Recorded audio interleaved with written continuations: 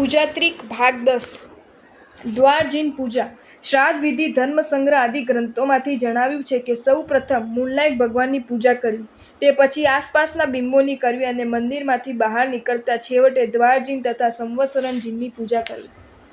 જીવાજીવાત્વિક સૂત્રોમાં પણ વિજયદેવે દ્વારજીન સંવત્સરનજીની પૂજા કર્યાનું વર્ણન આવે છે. દ્વારજીન એટલે મંદિરના દરવાજાના 12 શાખ પર કોતરેલી જીન મૂર્તિ. સંવત્સરનજીન એટલે પ્રદક્ષિણેમાં જિનાલયની 3 બાજુના ગોખલામાં સ્થાપિત 3 મંગળ મૂર્તિ.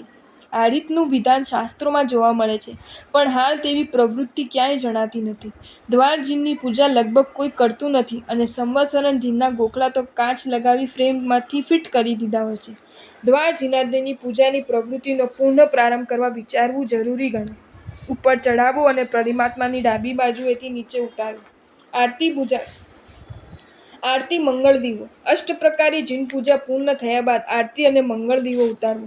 આરતી મંગળ દીવો ઉતારતા પહેલા તેના પર તિલક કરવા, નાડા છડી બાંધવી, પછી પુષ્પ, લવણ, પાણી હાથમાં લઈને 3 વાર લૂણ ઉતારવું. ત્યારબાદ મસ્તકે પાઘડી કે ટોપી પહેરીને ખભે ખેસ ધારણ કરીને આરતી ઉતારવી. બહેનોએ ખભે ચૂંદડી નાખવી, માથે મોળિયો મૂકવો. આરતી ઉતારતા શંખનાદ ઘંટનાદ કરવા, 2 બાજુ ચામર વીંઝવા અને મધુર કાવ્ય ગાતા ગાતા આરતી ઉતારવી.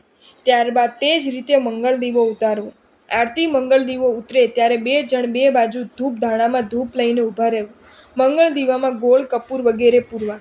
આરતી મંગળ દીવો સૃષ્ટિક્રમથી કરવો એટલે પરમાત્માની જમણી બાજુથી આપણી ડાબી બાજુથી ઉપર ચડાવવો અને પરમાત્માની ડાબુ બાજુએથી નીચે ઉતારવો.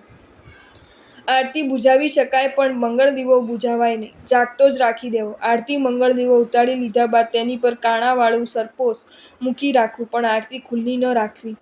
આજે 3 લોકના નાથની આરતી ઉતરે ત્યારે માત્ર પૂજારી કે 2-4 શ્રાવકો જ હાજર રહે છે, તે બરાબર નથી. પરમાત્માની આરતીના સમયે આખો સંઘ હાજર રહે એવી યોજના કરવી જોઈએ. આરતી નાભીથી નીચે અને નાસિકાથી ઉપર ન લઈ જવી. જો તમને આ વિડીયો ગમ્યો હોય તો આ વિડીયોને લાઈક કરો અને મારી ચેનલ જૈન ફેક્ટ્સ એન્ડ સ્ટોરીઝને સબસ્ક્રાઈબ કરો. ધન્યવાદ.